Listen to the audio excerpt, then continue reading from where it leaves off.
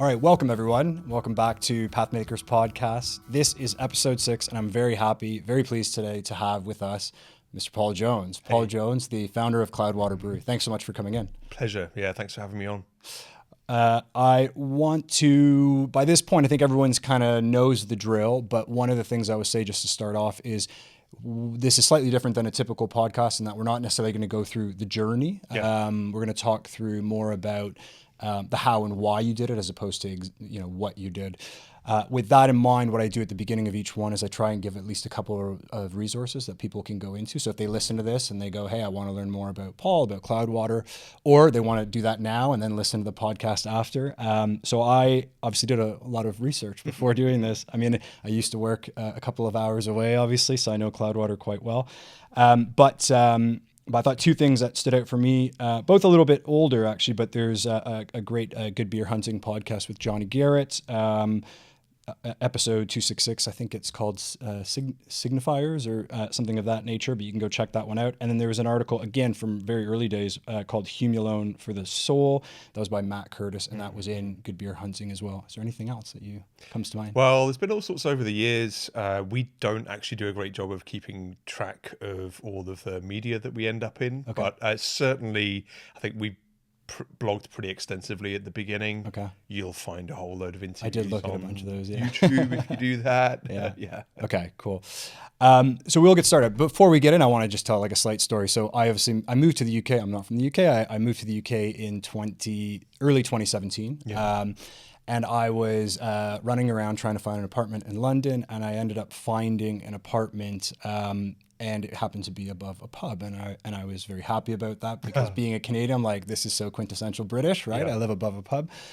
But I didn't look at the pub before getting the place, and then I got in the place and I went downstairs, and the pub is called the Earl of Essex. It's actually owned by Gracelands, Andreas and Anselm, and I went down there, and the first beer that I had in the UK in that pub from the GM at the time, his name was Jay, was Cloudwater. And definitely in my early days in the UK, and I'm sure whether it was someone who moved here or lived in the UK, getting into good beer, Cloudwater played a huge role. So it's an absolute pleasure and kind of a nice little thing to almost 10 years later be sitting here with you chatting Cloudwater. So So to kick off, the first thing I wanted to talk about is what I categorize as conviction. So like, I think when you look at the people that, a lot of the people that I've spoken to on the podcast, I'm calling it path makers, people that have created, helped shape the beer world as it is today in the UK. A lot of them didn't set out to be path makers, and that's quite common, I think, in UK brewing, where it's like scrounge together this, you start off and it's like piece by piece, and all of a sudden, because of consistency, longevity, someone looks at you and goes, you're a path maker, you're someone that's has helped create the industry as it is today. With Cloudwater, it did feel a little bit different, and reading a lot about it, I mean, you went in with what seemed like a conviction that you wanted to be a path maker, that you wanted Cloudwater to be that. Is that fair? Yeah, I think that there are a lot of folk, I don't know whether it's their personality type or whether they are playing the role that they think they need to play within the UK business context. Craft beer was very apologetic about being professional, about being progressive. When we opened up, it was very unusual to have a modern brew house, and even that was critiqued. So I think the kind of backdrop for a lot of folk was come cap in hand, be meek, wind your neck in. Yeah. And for us, I don't think we necessarily knew where we'd get to, but we knew that we were not gonna leave much on the table. We knew that we wanted to explore. We knew that we wanted to search for something that was meaningful to us. And we did have a hunch that if we did that, probably there'd be a bunch of people that would be interested in what we were doing. So I don't really think that we set off in year one or even in preparation for that year one with a sense of where we were going to be in year two or year three. But every time a door opened in front of us, we walked through it. Okay. And as time went by, we got used to that happening to some extent, almost not expecting to be welcomed into different environments and greater opportunities, but more I think kind of accepting that was happening to us, it did feel really weird in the beginning, when we did play also that role of trying to be a bit smaller than we were in terms of our ambition. You start a business and you pull a team together and everybody's trying to live a good life, and life is always too short. And I think we always were on the hunt for something that felt like it was adding great value to us, keeping us busy with something that we really believed in. And I think when opportunities started to come through, it did feel weird to back ourselves. It felt weird to believe that we were worthy of anything. But over time, you kind of drop that story, because that's not really, that wasn't my story, and it wasn't the story of us. That was more like the script that we were handed to read. Okay. And over time, I think we felt more comfortable setting aside the script that others had given to us and just coming back to what was really true for us. So I think that perhaps did set us apart, because we knew that the business was going to evolve very, very quickly from being open. We knew that we were going to look for opportunities to be as not as big in terms of volume, but as big in terms of excitement and fulfillment as we possibly could. Cloudwater's not really changed in size in 10 years. We've never made more beer than the Colonel any production year, but 80% of the collaborations that have been made with a UK brewery have been made with me. So we've had a massive presence on the global beer scene. We've really helped put the UK and its modernity on the map. And so in that respect, the company feels ginormous. But we're still just a small group of people trying to make something good of our lives, and that's still the drive. It's funny you should say that, because it is absolutely true that I think if you were to ask a bunch of people what size is Cloudwater, everyone would assume too high. I mean, me included. I knew the industry quite well. Like but you mentioned there, like the script you were given versus the reality of who you are. So who was really Cloudwater? Well, yeah, that's an interesting question. I mean, I guess we still ask that today. We're still trying to figure out, what is it about what we do that we really, really love, and that we wouldn't want to miss a bit of. The Cloudwater, I think, was one of the first breweries in the country to genuinely love and respect the consumer as part of the industry. We walked into an environment, and I certainly walked into an environment, where most of my peers, business owners, most of my peers, senior brewers, had the mindset that the consumer's job was to follow the leader. Okay. And the leader was the brewer. And in the context of the company, the brewer was also in the driving seat, and it was everyone's job to kind of toe the line. We didn't like that dynamic. To me, that never felt rational. It felt like it was probably of a time where people needed to be educated in beer styles, and they needed an expert to lead and do that. But the context we walked into was quite a well-developed marketplace. People knew a lot of different beer styles. They knew a fair bit about the production process. They knew that they were interested in drinking local, drinking seasonal, drinking fresh. So for me, I looked at the consumer base and I thought, you are us, and we are you. We are not different. You are not below us. We're not below you. Mm-hmm. Let's have a very even-handed relationship. So our goals were all centered on exciting the consumer base, listening to what they needed. And always we've worked in the overlap between what we're really good at and what the consumers really wanted us to do. And I think that was an entirely different experience. You could probably still interview people today, I'd argue 16, 17 years after craft beer's kickoff in the UK, and you'll still find a lot of people who are insistent that the job of the consumer is to drink what the brewer's made for them and say thanks afterwards. Okay. I firmly disagree with that. I think that the beautiful thing of being a small-scale manufacturer like Cloudwater is we can literally, as I did last night, serve a customer over the bar, hear what they've got to say about what we're doing, and feed that right back into a production conversation today. The feedback loop is short. It's as short as we want it to be. And I think that's something that we've always really, really, really concentrated on. We got a lot of flack for that in the early days because I think a lot of folk wanted this dynamic of the powerful, in control and in the lead brewer to persist. I think in some cases that still does, and that's fine, but it's not who we are. We're listening, we're paying attention, and we really respect the consumer's experience, and we want them to be in dialogue with us. And when they say they really love a thing, we want to hear that and we want to act upon that. And we'll still put all of our smarts and intuition and experiences into that mix too. But it's working in that overlap that I think was a complete scene change. And we demonstrated that that could be something that could not just build, you know, a brand that was gimmicky. I don't think Cloudwater's ever been gimmicky. I think we've built a brand that's genuine, honest. It's really who we are. We do care about people. And I think we demonstrated that that wasn't going to be the threat that a lot of the old school mindset thought it would be.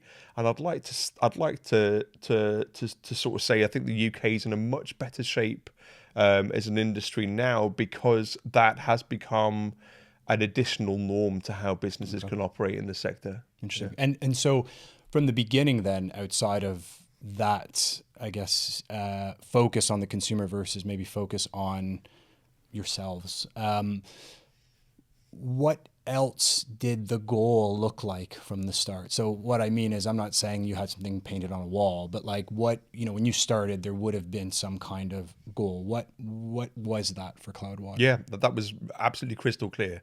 So we had a lot of experiences of being elsewhere in the world as beer geeks ourselves, as beer consumers, and really feeling a little bit sad that the modern world of beer wasn't recognized within the context of the British tradition.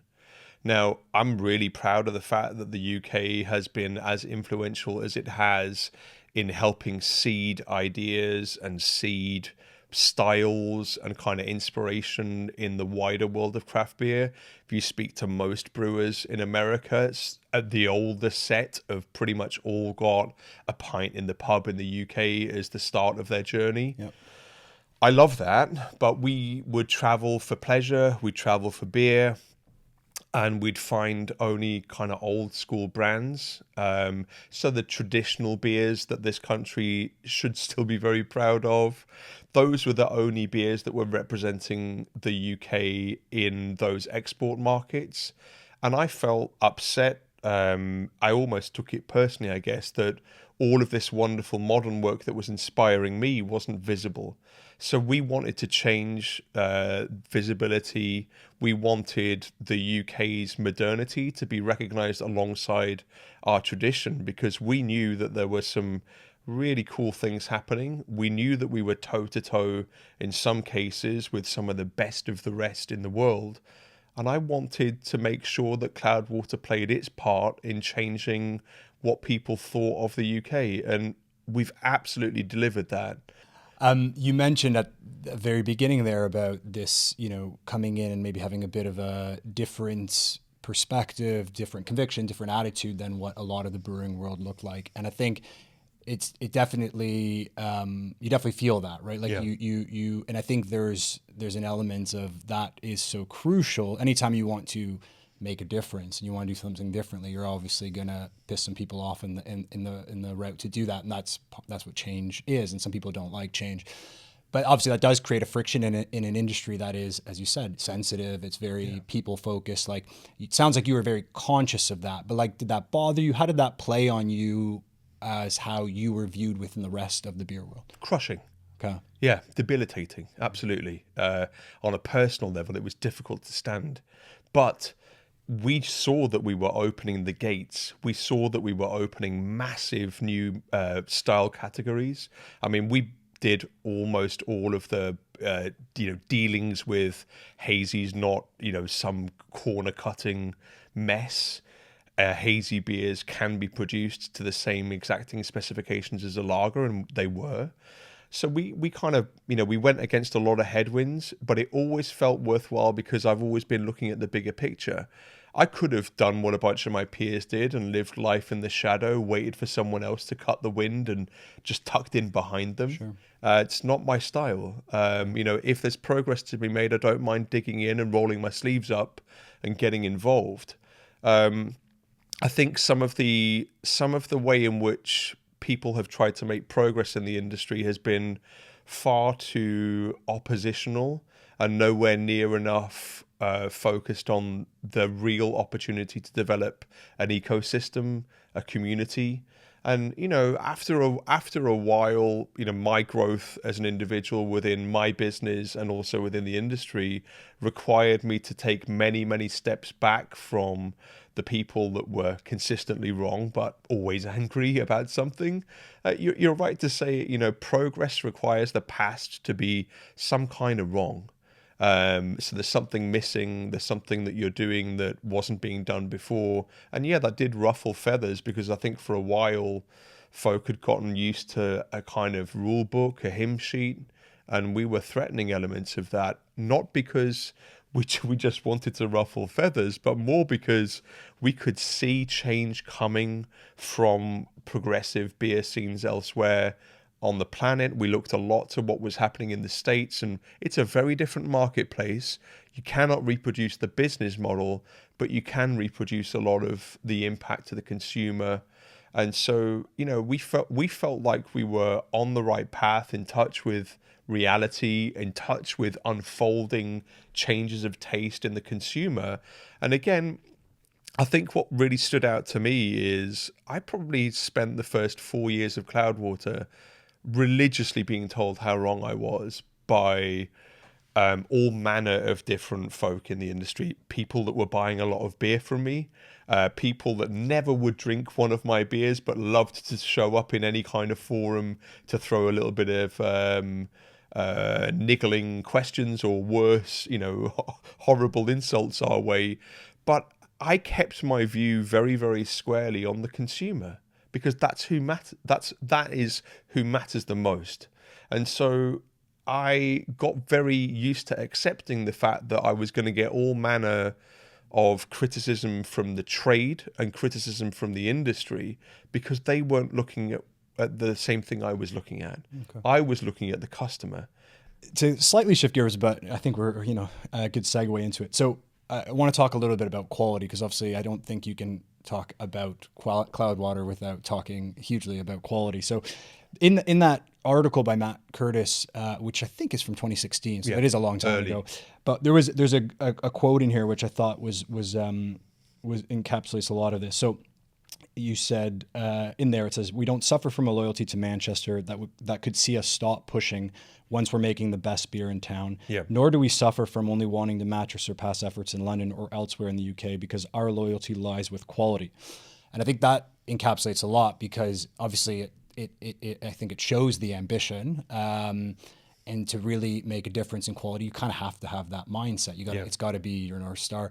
It also encapsulates friction, right? Like, I think that as a quote is something that a lot of people in this industry in the UK would never say, even if, as you say, even if they felt it. But the thing is, like you said, you guys backed it up, right? And I think, it's one thing if you say those things, but it's clear you truly believe them, because if you look at, you mentioned, trying to bring UK modern beer in the UK, or UK in general, on the global stage. I know I can't remember the exact year, but you guys were ranked fifth top brewery in the world and Rate Beer, back when Rate Beer was a thing. Yeah. When I wrote these articles I mentioned to you 2 years ago, I did a lot of really painful research, and one of the things I did is I went through the breweries and the percentage of number one beers they have in untapped categories, and you guys have 31 categories where you have the number one beer. That is by far the most, right? So it talks about not just the quality, but, as you say, the diversity across styles. I think, if I'm not mistaken, the second was like way less than half of that, right? So it's considerably, obviously friends and family. I think, in terms of bringing breweries over, top quality breweries, the lineup at that time was, bar none, was up there. So there's absolutely no doubt, no matter what anyone's opinion is on Cloudwater, has been in the past, there's no doubt that Cloudwater has really helped push what good beer can mean in the UK and beyond, right? How did you do that? We didn't repeat the mistakes that some of our peers made. So, back in the very, very early days of hazy beer starting to appear, or less than pin bright beer appearing, it wouldn't be uncommon for you to get a 330ml packaged item that had up to 90ml of trubby, wispy nonsense in it. Yeah. I used to buy those products and drink the 260ml that was clean and leave that swimming trub. And I was like, this is a terrible experience and bad value for money.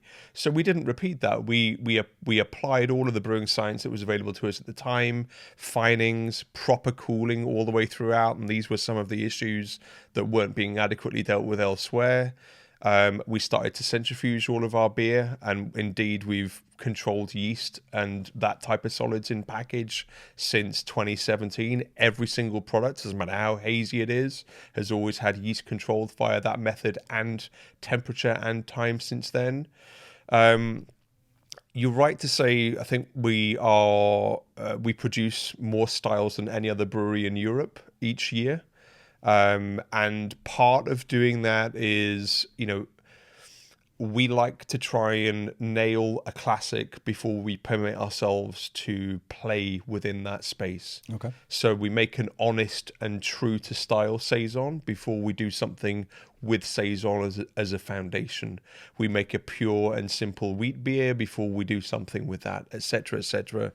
So we've used measuring ourselves against the best classics out there as a tool over all of these years to hold quality standards up. Every single time we went away to the States where I could get hold of whether it's something from these guys, some of the best West Coast and Imperial IPAs on planet Earth, or a 4-pack of hazy cans, or several suitcases worth of beer, we'd always do A/B testing. We'd always do that to try and give ourselves a realistic view. We do the same kind of sensory analysis that other breweries do, but we do not do the triangle test under blue light for consistency. I don't care about that. We mark for impact, and we do that with... What does impact mean? Impact is whether we're doing our job properly or not. And what is that? How do you define that? So if we're making a hoppy beer, it doesn't matter the quality of those ingredients. It doesn't matter how happy we are with our recipe and our process. It literally just matters whether the person drinking that pale or IPA or double IPA thinks that their experience is at least as good as the previous drink that they had and the next one that they're going to have. Okay. So it's a difficult system, which is why not many people use it. But we measure ourselves in terms of the success we think our products are going to have in a pub, because that's where beer is consumed, or in a lineup of cans at a bottle share or a product share at home, or just somebody's night. So we have our own system for making sure that we've always held ourselves up to the best that we can possibly buy and consume ourselves. That's always been our framework.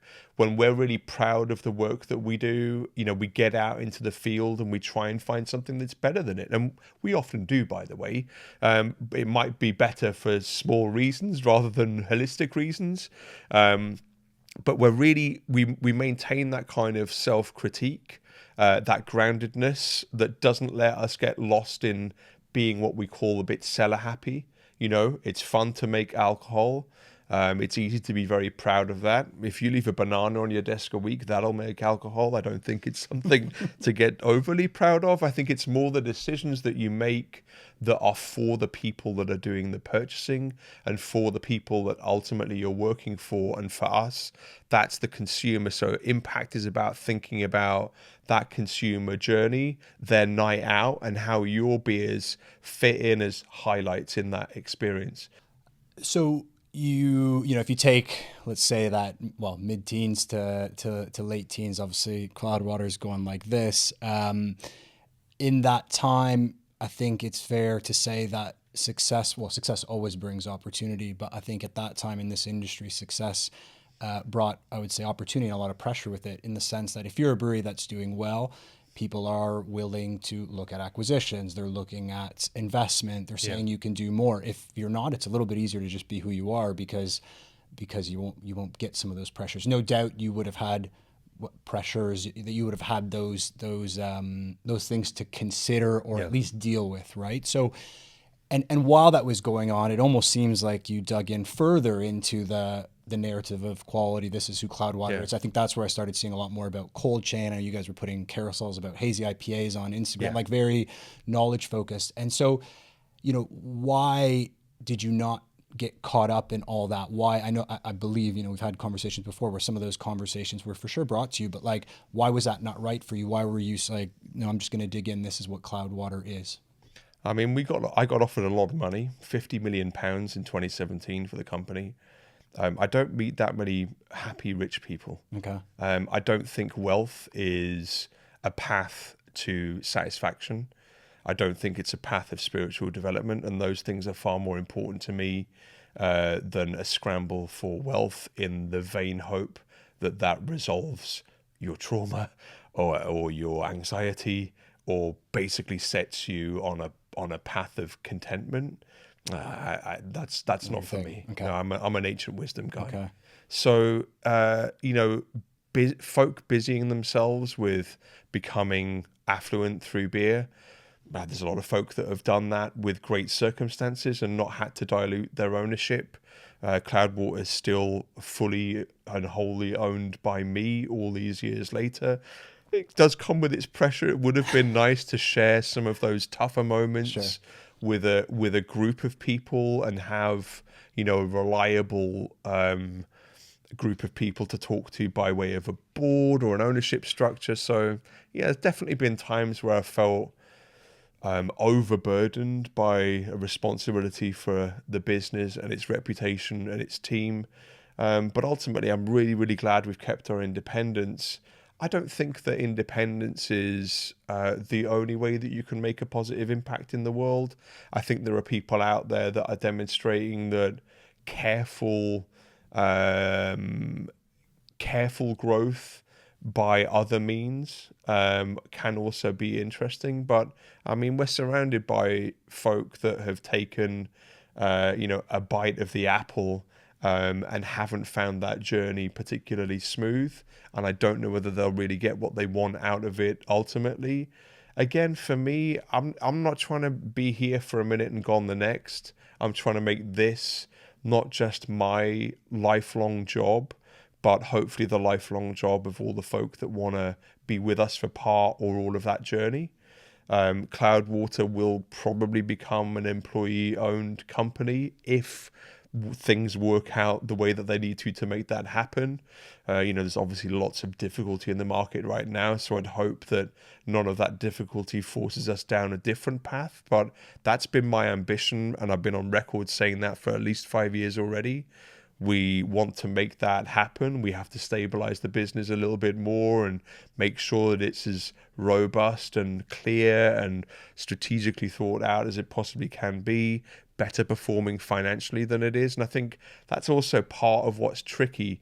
Cloudwater's success in making great beer, in being a well-known brand, in being a professional brand, in being well-known in the wider scene, those are things that you would usually assume go hand in hand with us making great profit and being very, very financially robust. And I think one of the challenging things for folk to accept is we led the way in remuneration. I was paying junior staff on the production floor more than some head brewers were making in London when we opened up. And we still are towards the front of the pack in terms of remuneration. That's always meant that Cloudwater is a very expensive company to run, far more expensive than a lot of our peers. We also came through in a time where automation in the brew house was absolutely no-go, so we didn't go there. We put quite a manual system in. That's quite labor intensive. Sure. So our cost base is far higher than a lot of our peers. I think if we get the chance to refresh our brewery, we will probably look to make things a little bit more efficient now that that's become a bit more accepted. It took me a while to reconcile the fact that the industry wasn't particularly logical in that respect. Folk weren't necessarily looking for efficient and well-run factories that were competitive to our continental peers. It was more, let's sweat our way through the brew day, and that's how you do it, honestly. But look, I think it's obvious that there are lots of different reasons why other people have approached being in beer For me, it's because I genuinely love the social aspects of the industry. I love the way in which we get to work together with a lot of other businesses. So look, I want to keep those things that I really believe in alive. I want to be in control of not having to go down a path that starts to threaten some of the things that we really, really believe in. And I think up until this point, that path has been best for us as a sole owned independent business. Sure. It's probably what a lot of the future looks like too, until we get to deliver that kind of employee ownership structure. So, and as you say, I think, well, to be honest, I work with quite a lot of breweries these days, and what you described is a challenge that everyone's kind of trying to manage these days. So yeah, no, here's to more in the future. The one thing then, from an outsider's looking in, as is everything I'm saying, because I was never in Cloudwater, but from an outside looking in, it did feel like around 2019 there was a bit of an evolution. So I think quality always has been and always probably will be the North Star, but it seemed like accessibility became more and more prominent. And accessibility, I think, maybe is different things. One is, okay, and I think it was 2019, you had the soda, right? Which, I mean, talk about being ahead of your time. If you look where the non-alc space is now. 2020 or 2021, you went into Tesco. Along, what I also mean with accessibility is, you started the Wayfinder, Wayfinder program. That obviously is one of the things that has come out of that. Obviously, from the start was queer brewing, right? Yeah. And you obviously championed minority-owned breweries, both on the website and in that Tesco launch as well, right? And the Tesco stuff was also Brewdog, right? So that, why I say accessibility is there's a couple of things there, but it seems like there was a couple of years there where there was a lot of focus on, the consumer, but maybe a different consumer, not as hardcore consumer. Is that fair? Is that absolutely? Look, so several things were happening in the run up to that kind of, as you say, evolution. We'd been brewing all of these one-off and seasonal beers for years, making that charge into one-off beer space. And then over the years, we were joined by more and more of sometimes the original set of naysayers. Everybody expanded their offering towards more one-off and more variety. A bunch of folk that were maybe focused on one or two styles, spread that out. And so the marketplace became really, really, really busy. And some of our customers were saying to me, look, I can't keep up. It's stressful. And I thought, well, how do we solve that? Maybe we'd always made a lot of pale ale, and we've always made a lot of lager over the years. But we thought, maybe if we settle down and actually adopt a core range or the semblance of that, that would start to make things a little bit less stressful for those people that we were trying to center and serve. And then, talking about stress, we'd been working to try and support breweries that didn't have the same opportunities that we felt like we had. So Tesco and others had been knocking on our door for years. Never interesting. Don't care about it. I haven't used a supermarket in 25 years. I don't shop in them. I don't really agree with the way in which they do business. But the opportunity came around for us to put that 4-pack together, and we managed to put a healthy 5 figures into the hands of those 4 breweries. We retained no profit from that 4-pack, neither did Brewdog. That's why that's the only reason we did that offer into Tesco, and the only reason we put other products in is because we had to make that 4-pack work. That was the deal. Okay. Right? So that was entirely an accessibility exercise, but it wasn't accessibility for us. It was so that consumers could walk into the beer aisle and see the word queer for the first time in a supermarket. It's so that black beer drinkers in this country could see a black-owned brewery visible to them and choose to support that business. That's really important stuff. I wanted to use our platform to help those businesses step up and take a bigger role in the industry. So yeah, I mean, we worked hard during the pandemic when everything was really tough and keeping your business was alive. I think we just hit the gas on what are all of the ways in which we can have the biggest possible impact to the widest number of people. And a lot of those efforts were coming from that thought process. Okay. Terribly bad timing to do anything with Brewdog. Deeply regretful to extend trust. The business looked like it was going in a maturing direction. I had been saying to Martin and James for years, be more Sierra Nevada, grow up. You're the biggest brewery in Europe. You need to grandfather responsibly. And honestly, at the time when we signed up those agreements to produce that volume that we could never produce at home in my little brewery, you know, it really felt like they were starting to mature and they were starting to think about being more responsible. And of course, sadly, a couple of years later, that house of cards came crashing down and a lot of the skeletons that were in their closet came tumbling out. And we got badly caught up in that. I really regret the pain that my team and businesses around us suffered as a result of that.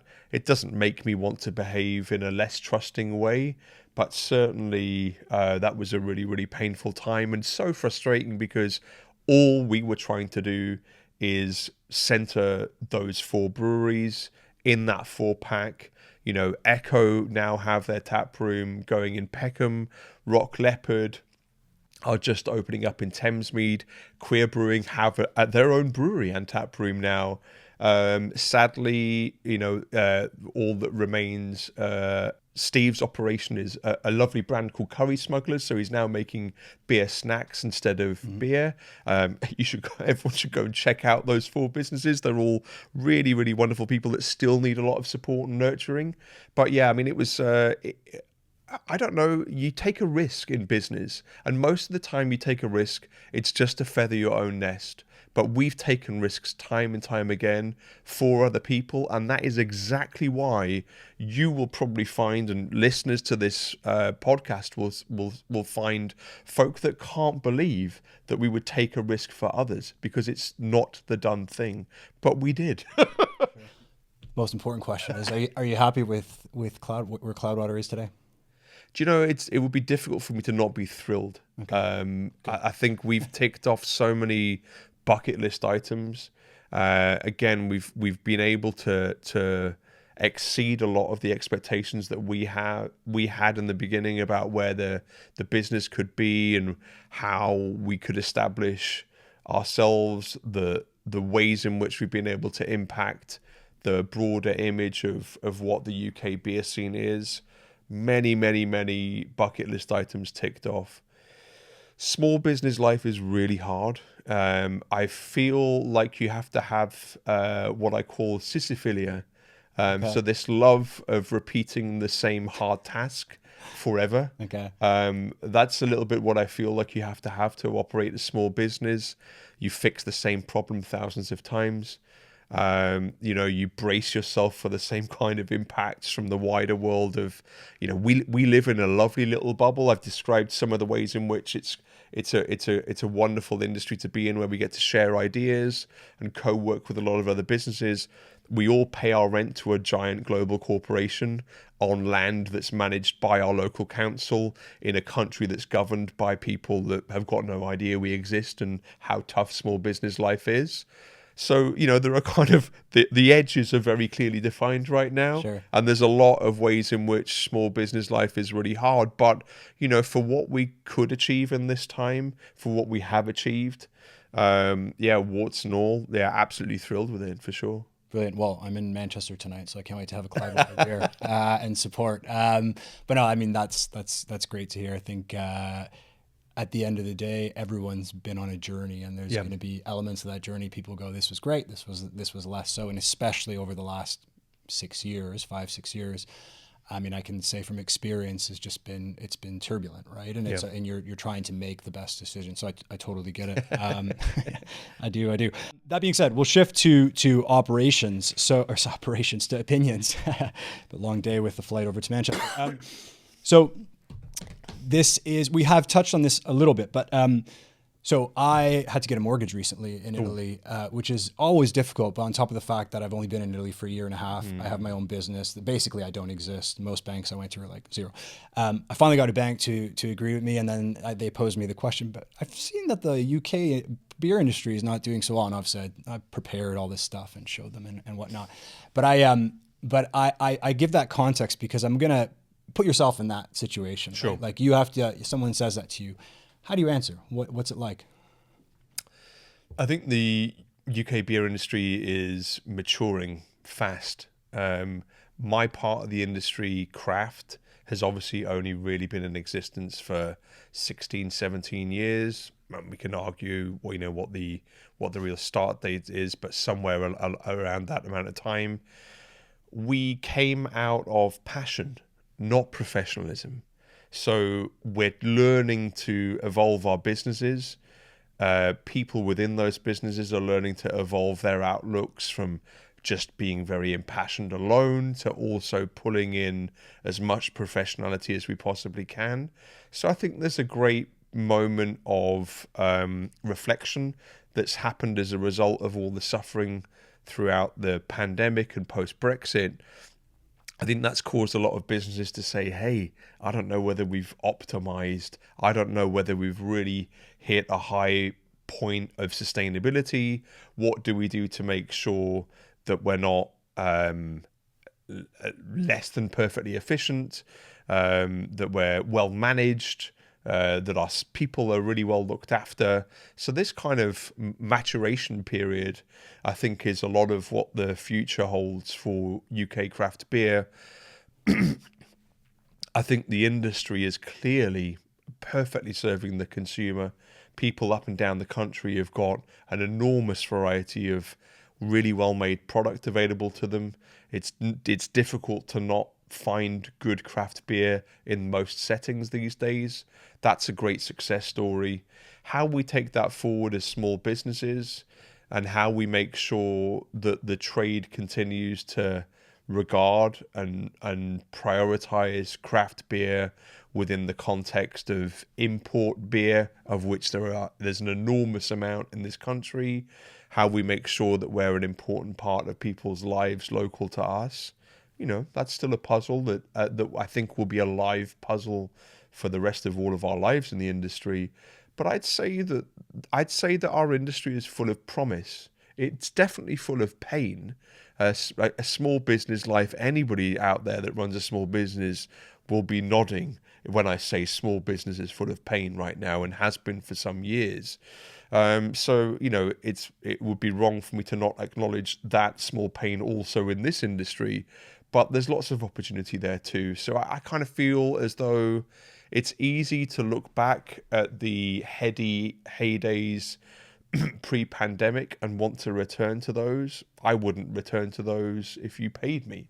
I'm really happy to be working through the challenges that we've got in a business that's becoming mature and professional, and knowing that professionality is building robustness that hopefully serves us through thick and thin and doesn't just require heyday to keep the lights on. So I think that a bunch of my peers in the UK are also operating in a very savvy way. Some of our peers elsewhere in the world, where they might have had phenomenal earning potential and phenomenal profit pre-pandemic, I think some folk elsewhere in the world have found accommodating this period of craft beer more difficult. I think most of my peers in the UK are used to rolling their sleeves up and working really hard.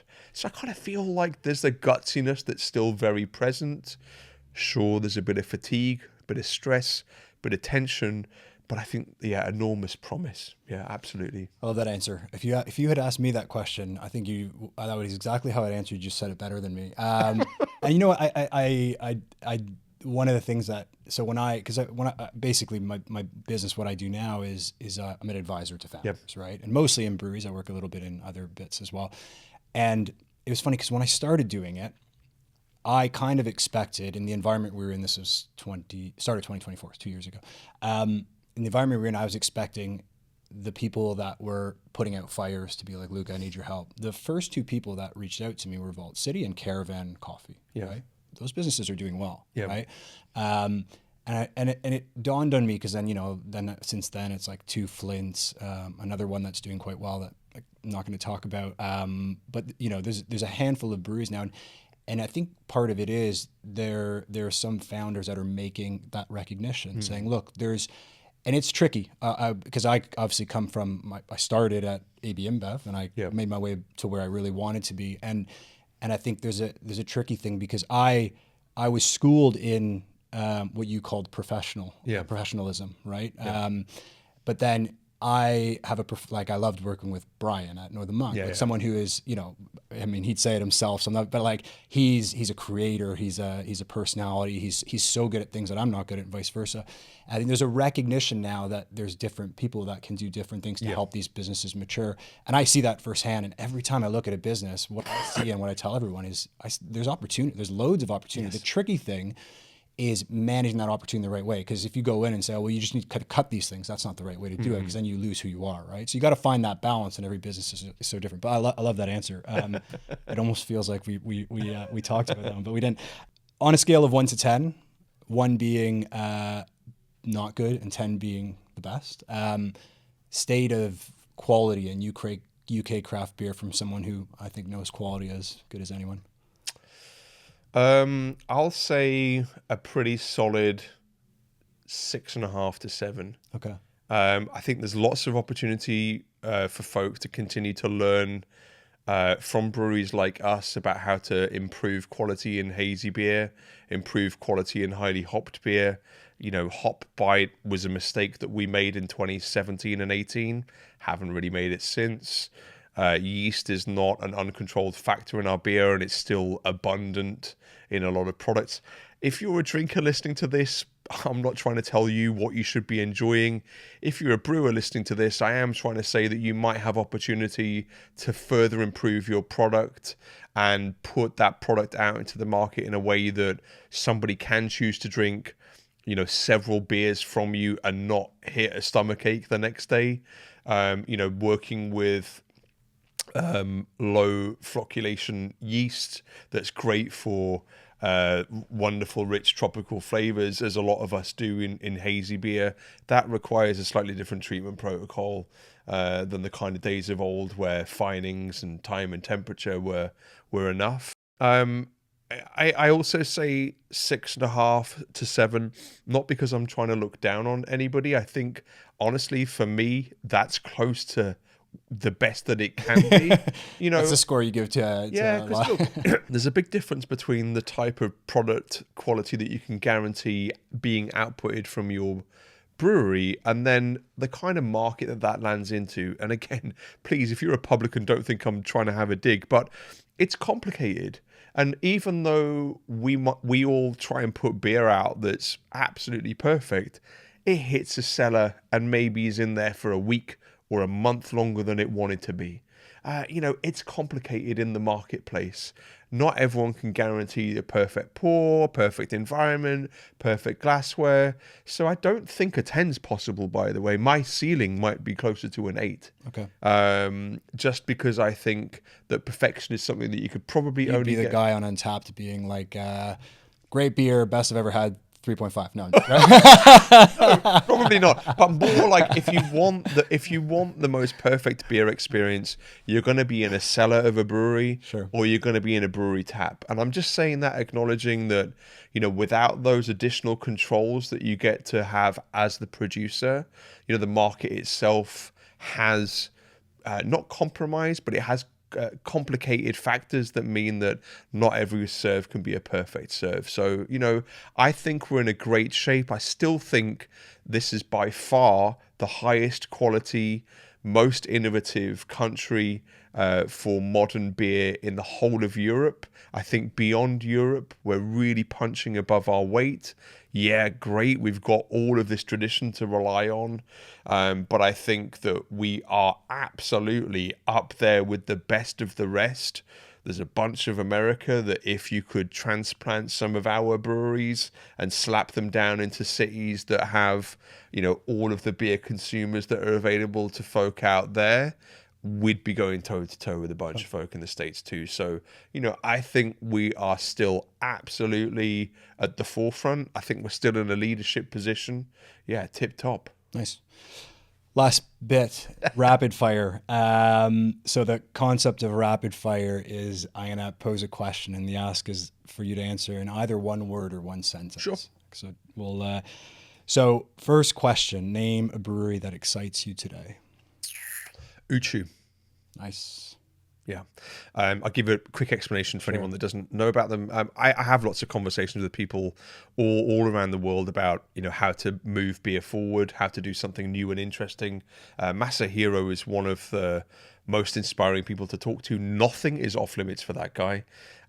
He is really, really progressive. He's pushing a country that's famous for perfecting everybody else's stuff into a new space. And honestly, I'm kind of terrified because Japan has proven that any technology or any craft that it gets involved in, it will eventually boss.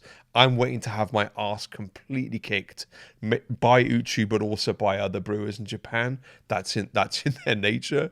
So yeah, Uchu, nice. For sure. I like that. Last beer you drank? It was V19 in my own tap room last night. I saw that. Yep, I met a friend and we had a couple of more casual beers and then we both had a third of V19. Is it on tonight? Yes, it's delicious. Will have one. Yeah. Brilliant. The Cloudwater beer you're most proud of? I know that's a hard question. Do you know what? It's probably going to seem a little bit cliche to say it, but back in April 2016, sorry, this is a long sentence. You've said one sentence. It's all right. 2016, we got invited to Brewdog's AGM. For obvious reasons, I don't care about Brewdog, but it was the biggest beer event in the country. 7,000 people that were absolutely in love with craft beer. And I said to my team, we are going to make the beer of the festival. And of course, everyone was like, "Wow, this guy is insane. Who are we to turn up with this show-stopping beer?" But we did it. V3 has to be the standout, scene-changing beer. It changed a lot of people's expectations. That was for the AGM. Yes, that was. I mean, I've tried to look into what was like the first hazy beer in the UK. I think that is, if not the one, it's definitely it's up there. There were other small efforts bubbling away, much smaller breweries or intermittent offerings, but that beer completely changed our expectations of what we needed to do next. It hit the mark with hundreds of drinkers at that event, and we came home supercharged to do more of it. Amazing, cool story. I didn't know that. Best decision you ever made at Cloudwater? I think I've made a couple of unconventional hires. I'm not going to go into the specifics because that's me and my business. But I think being a bit off-piste, not just in terms of trying to solve problems, but also trying to uncover opportunities. I think this year we've brought a couple of people into the team that are unconventional to your average brewery, and it's really, really, really changing what we have in our sites, what we're aware of, and I'm going to add another thing from the distant past. I think I worked in a lot of businesses before Cloudwater where everything was really quite capitalist. It was about creating value and wealth for the business owner, and that was it.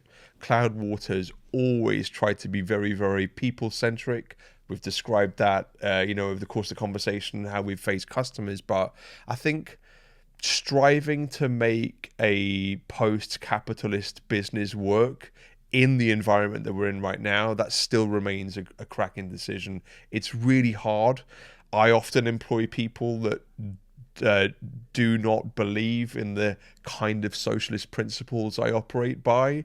I have to try and prove it to them. It's hard work, but I think it's a really, really important thing. If you want your business to be other than just that typical capitalist model, go ahead and do it. And if you don't have that model right now and you want to try and pursue it and get to it, give it a shot. Nice. Nothing to lose. if I gave you the lamp and you could run the lamp and you could get a wish and fix one thing in the beer industry, modern beer industry today, what would it be? It would probably be God, that's a really tough question.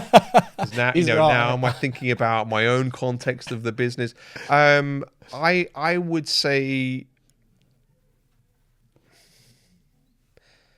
yeah, there is something that I would change. I think that we can do a better job of celebrating the trailblazers. I think if I look at music's my background before beer. I think musicians do a great job of holding up the people that set out on a path before they did. Whether that's a jazz originator or it's a composer that created something new hundreds of years ago. I think in beer, oftentimes everyone wants to try and be their own island, successful by their own means, and not necessarily always taking the time to pat people on the back for their efforts. And especially in this point in time, the industry's obviously been in a stronger place in the States. It's perhaps been slightly stronger in the UK, albeit for reasons I've said, not strength I'd like to return to.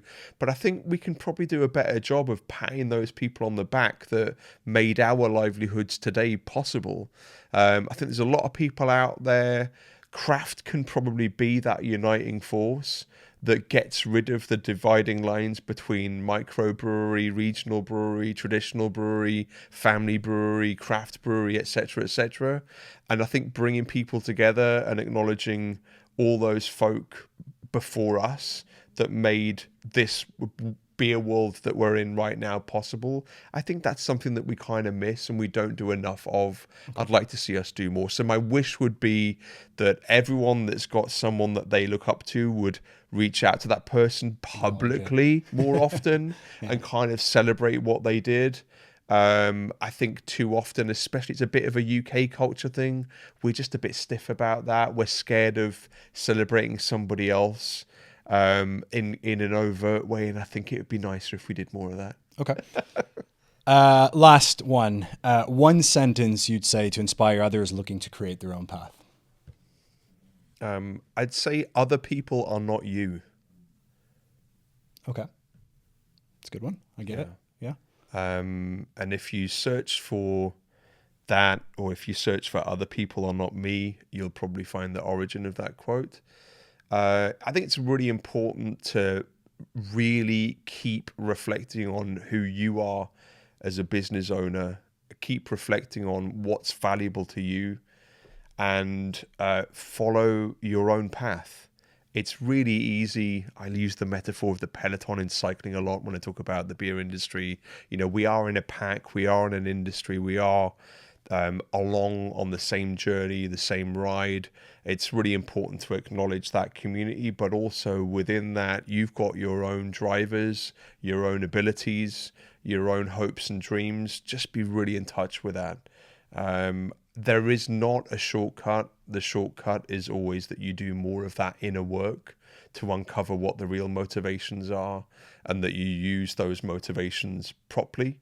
But yeah, just look inward more than outward. I think that's how I could express that. Great. Well, thank you so much. Yeah. Really appreciate that. I found it very, very insightful, but just entertaining and nice to do. So, that's it. That's 6 episodes done. I get to go back to my job now, which is good. Thanks so much for taking the time, Paul. Yeah, You're pleasure. busy. And yeah, so thanks everyone for tuning in to all 6 episodes. I hope you've enjoyed it.